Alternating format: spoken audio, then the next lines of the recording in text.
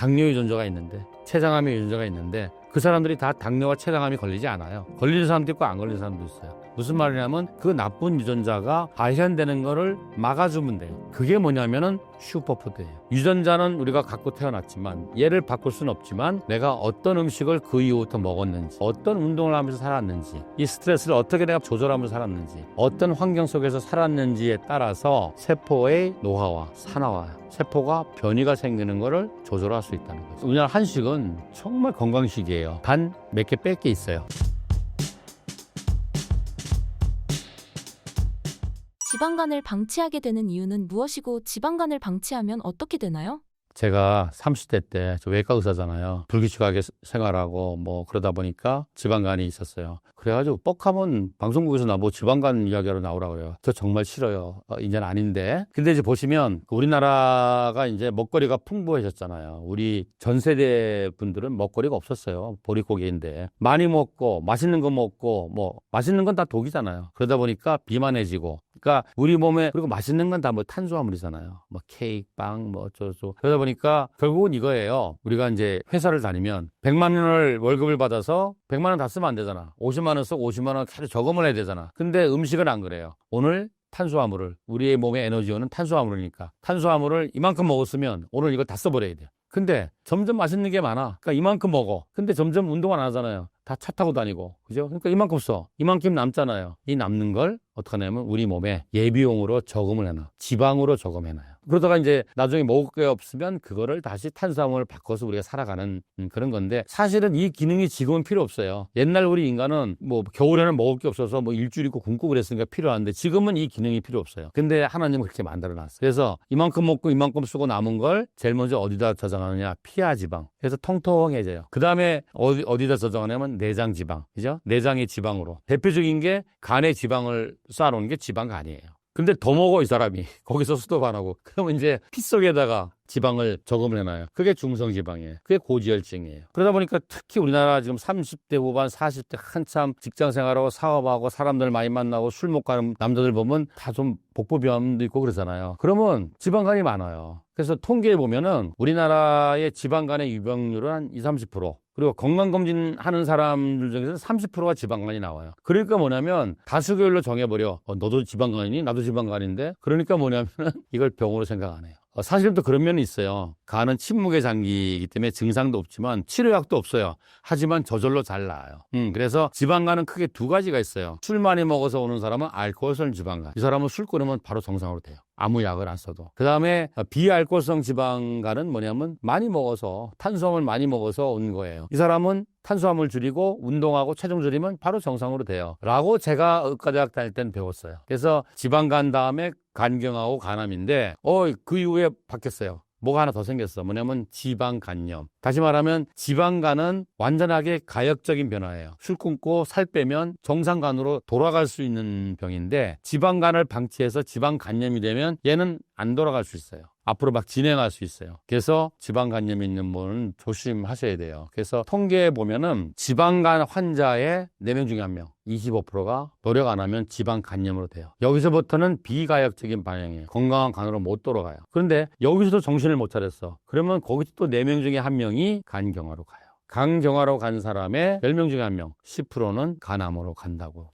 돼 있어요. 그래서 이거 무서운 거죠. 이런 통계도 있어요. 다른 통계를 말하자면 지방간염인데 지방간에서 지방간염으로 됐는데 아직도 체중을 줄이지 않는다면은 3명 중에 1명은 7년 안에 간경화로 갑니다. 간경화 무섭잖아요. 그죠? 그래서 우습게 볼 게 아닙니다. 그리고 실제로 지방간이 생기면 지방간염, 간경화, 간암만 가는 게 아니라 심혈관 질환, 뇌혈관 질환이 서너 배 이상 많이 걸린다고 돼 있고 실제로 지방간 환자의 사망 원인의 30-40%는 심혈관 질환 때문에 사망해요. 그리고 지방간이 있게 되면 따라오는 게 뭐가 있겠어요? 당뇨, 고혈압, 고지혈증이 따라오겠죠. 그래서 이 전체를 대사증후군이라고 그러기 때문에 반드시 저칼로리, 저지방 음식을 통해서 체중을 줄이시고 반드시 운동을 하셔야 됩니다. 그렇게만 하면 약 안 써도 정상으로 되는 간이에요. 지방간에 좋은 음식이나 식사법은 무엇인가요?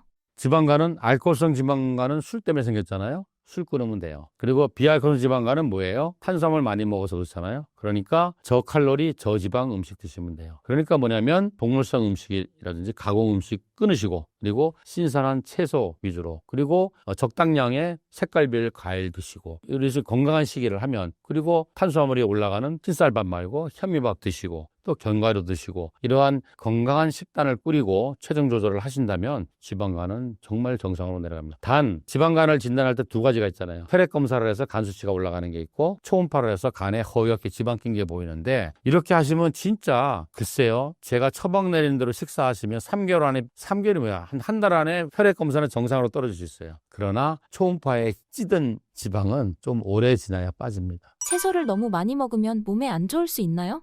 이런 게 있어요. 채소의 80%는 우리가 소화를 못 시켜요. 반추동물 있잖아요. 소, 말 이런 거는 하루 종일 되새김을 해서 채소를 전부 다 포도당으로 쪼개서 흡수해요. 근데 채소는 우리가 아무리 많이 먹어도 80%는 쪼개질 못하기 때문에, 소화가 안 되기 때문에 흡수가 안 돼요. 이게 뱃속에 있다 나가요. 그래서 어느 이상 채소는 먹을 수가 없어요. 배가 불러서. 그래서 뭐냐면 비만이나 당뇨 환자는 채소 많이 먹으면 적당량 이상을 먹을 수가 없어요. 근데 그건 있죠. 채소는 완전 식품이 아니에요. 동물성 음식은 완전 식품이라서 모든 영양소가 다 있어요. 그리고 칼로리도 충분해요. 사실 뭐 햄버거만 주구장창 먹어도 영양소와 칼로리는 부족하지 않아요. 하지만 채소는 완전 식품이 아니에요. 일단 뭐예요? 80%는 우리가 흡수가 안 되고 다 대변으로 나가죠. 거기다가 채소는 불완전 식품이기 때문에 모든 영양소가 다 들어있지 않아요. 이 말은 맞아요. 그러니까 예를 들어서 채소를 많이 먹으면 안 된다는 말은 틀린 말인데, 한 가지 채소만 아니면 두세 가지만 주구장창 먹으면 그건 안 돼요. 그건 왜냐하면 영양 결핍에 빠지게 돼요.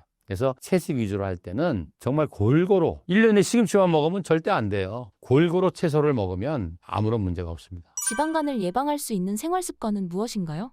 일단 식이죠. 식이. 그래서 그 저칼로리, 칼로리가 낮은 저지방. 그게 뭐겠어요? 그냥 채식 위주의 건강한 샐러드라든지 가공식품 안 먹고, 뭐 기름기 있는 거 안 먹고, 뭐 그거죠. 그리고 구체적인 운동. 그죠? 그렇게 해서 적정한 체중 관리. 이게 모든 병의 기본이 되지만 특히 지방간은 정말 빨리 효과 볼 수 있습니다. 원장님이 체중 관리를 위해 하시는 습관이 있나요? 명색이 식이요법 처방하는 의사이기 때문에 제가 잘 먹어야 되잖아요. 그래서 저는 15년 정도 저희 집사람이 점심에 샐러드 도시락을 싸줘요. 그래서 아침은 어떻게 먹냐면은 뭐 당근이나 케일이나 이런 걸 즙을 내서 먹어요. 즙을 내서 한 2잔 정도 먹고, 영양제 한 10개 정도 먹고 출근을 합니다. 저희 집사람이 이제 야채로 도시락을 싸줘요. 그럼 거기 샐러드도 있고, 또 야채는 또 샐러드로 먹어야 될 것도 있고 구워서 먹어야 될 것도 있어요. 뭐 버섯이나 가지나 마늘이나 양파나 또 뭐 아스파라거스 이런 건, 토마토 이런 건 구워 먹어야 돼요. 그거 구운 거에다가 일반 샐러드 하는 그 채소들 이렇게 해서, 도시락이기 때문에 그렇게 분리를 못하고 한꺼번에 다 싸줘요. 그리고 색깔별로 두세 가지 과일 조금, 그리고 견과류, 그리고 저는 꼭 낫또를 먹어요. 채식 위주로 하니까 식물성 단백질의 보고가 콩이잖아요. 근데 콩은 그냥 먹는 것보다 발효해서 먹는 게 훨씬 건강에 이롭습니다. 그렇게 점심 먹고, 점심에도 야채 주스 한 잔 먹습니다. 그리고 이제 저는 아직까지 먹는 약이 없어요. 고혈압, 당뇨, 고지혈증 아무것도 먹는 약이 없어요. 그래서 저녁은 한식, 집에서 한식으로 먹는데, 그렇다고 해도 나쁜 건 안 먹겠죠. 밥은 반드시 현미밥, 잡곡밥으로 먹습니다. 그리고 뭐 청국장이라든지 된장이라든지 그런 거 건더기만 먹고 나물 위주로 먹습니다. 운동은 주말에는 꼭 해요. 주말에는 이제 저희 집사람하고 같이 뭐라도 해요. 예전에 이제 골프치를 많이 다녔는데, 나이가 드니까 골프 칠 사람들이 점점 없어져요. 이러저러한 이유로. 그리고 옛날에는 청계산 많이 갔어요. 토요일도 가고 일요일도 가고 했는데, 이제 60이 넘으니까 좀 무리가 오더라고요. 그래서 요즘은 그 둘레길 걷는 모임을 만들었어요. 너무나 우리나라에 둘레길 좋은 데가 너무너무 많아요. 서울만 해도 엄청나게 많아요. 그래서 2시간에서 3시간 정도 걷습니다. 그리고 우리 부부는 웬만한 이제 뭐 일요일 날 같은데 뭐 어디 외식하러 전에 나가잖아요. 그러면은 한 1시간 정도 거리는 걸어가서 먹고 1시간 걸어와요. 그래서 요즘 주로 걷는 운동 많이 합니다. 암이 진단되어도 오래 살 수 있을까요? 그럼요. 제가 지금 우리나라 최초의 암 전문 병원을 시작했잖아요. 20년 가까이 됐는데, 이제는 진짜 자신 있게 말할 수 있어요. 대학에서 항암원 이제 만드셔야 되는데, 대학에서 하는 항암만 하신 분과 그리고 스스로 노력해야 될 식이나 운동이나 이런 걸 한 분은 통계를 따로 내야 된다고 생각해요.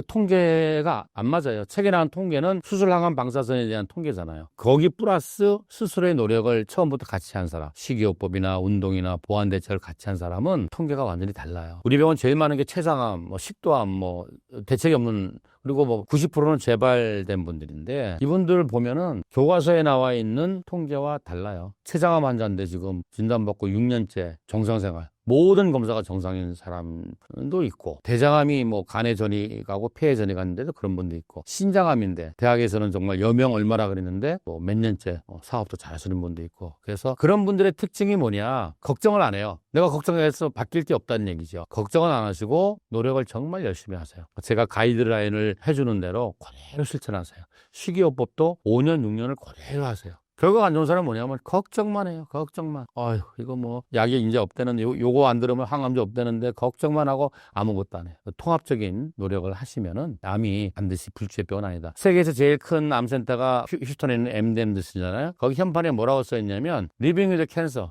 암과 같이 살아간다. 당뇨와 고혈압처럼. 그리고 그 밑에 뭐라고 돼 있냐면 Cancer without disease. 암은 있지만 나는 건강해. 아픈 데가 없어. 고혈압이라고 해서 뭐 정상생활 다 하잖아요. 암도 그렇다는 얘기죠. 그래서 암의 진단을 받으면 초기부터 의과대학 교수님이 할 몫이 있고, 자기 몸인데 자기가 할 몫이 있지. 자기는 노력 안 하고 전부 다 딴 사람한테 맡기고 자기는 여전히 옛날처럼 살아가면 안 되겠죠. 암을 이겨내는 사람들의 특징은 무엇인가요?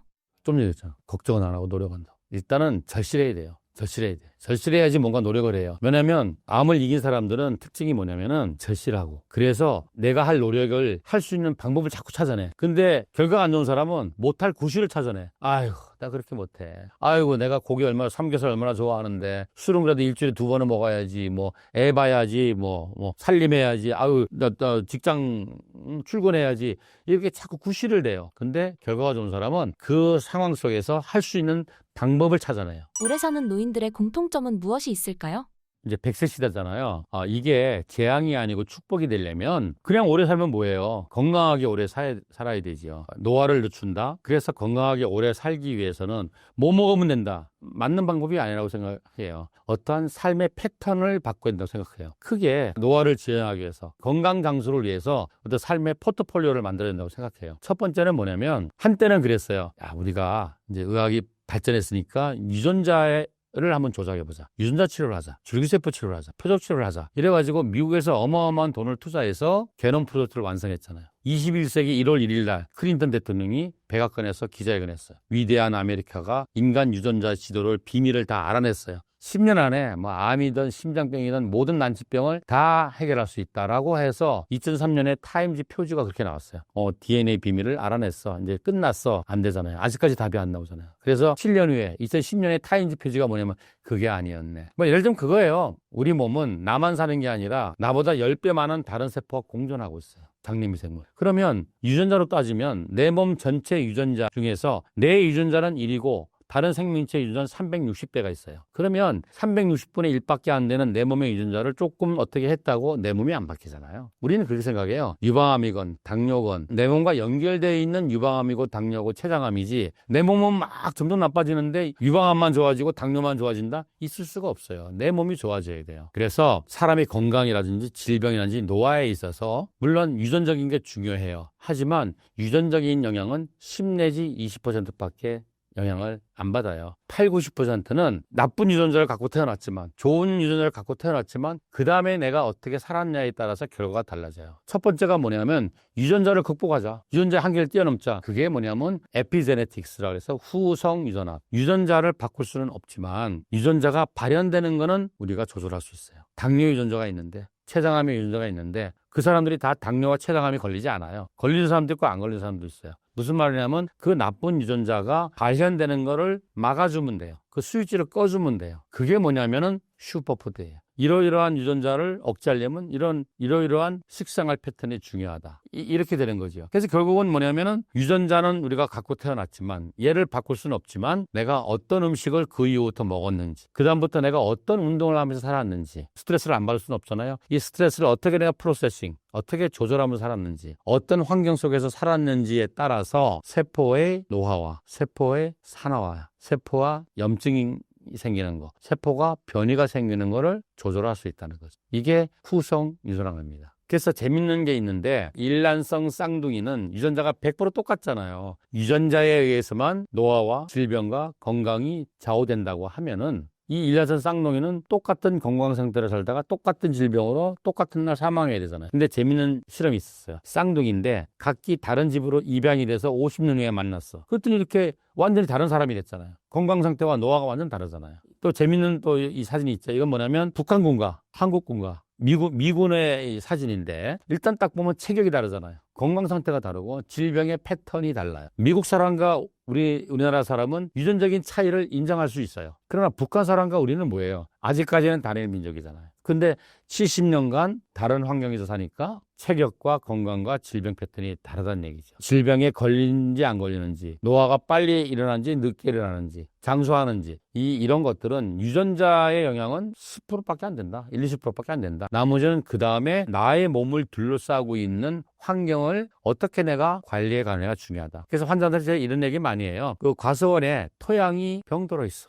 기름에 오염되고 발암물질에 오염됐으면 거기서는 뭐예요? 계속 병든 열매가 나. 고혈압이란 열매, 당뇨란 열매, 암이란 열매가 나는데 현대학은 뭐예요? 원인은 안 고치고 그 열매를 따주는 거야. 고혈압약 처방하면 혈압은 떨어지는데 이분이 10년에 가면 혈압이 낮냐? 혈압도 나빠지고 다른 약도 먹고 있다니까. 그래서 우리는 어떻게 생각하냐면 가수원의 토양을 기름진 옥토로 바꾸자. 그러면 알아서 건강하고 맛있는 열매가 난다. 이런 개념을 갖고 있어요. 첫 번째는 건강 노화를 해서 건강 장수를 하려면은 생활의 패턴을 바꿔서 내 몸을 둘러싸는 환경을 바꿔야 된다. 두 번째는 우리가 그래도 살다 보면 사소한 문제점이 생기잖아요. 몸에 뭐 질병이 될 수도 있고 질병 전단계가 될 수 있고 그러면 확실하게 그걸 치료하면서 나가야 돼요. 내가 막 유전자가 너무 나빠서 암은 안 걸렸는데 혈압이 50대부터 있네. 그러면 그 혈압을 확실하게 조절해야 돼요. 고혈압만 하더라도 한국 고혈압학회가 있겠죠. 미국 고혈압학회가 있죠. 유럽 고혈압학회가 있잖아요. 추세가 뭐냐? 점점 혈압이나 당뇨를 더 타이트하게 조절하고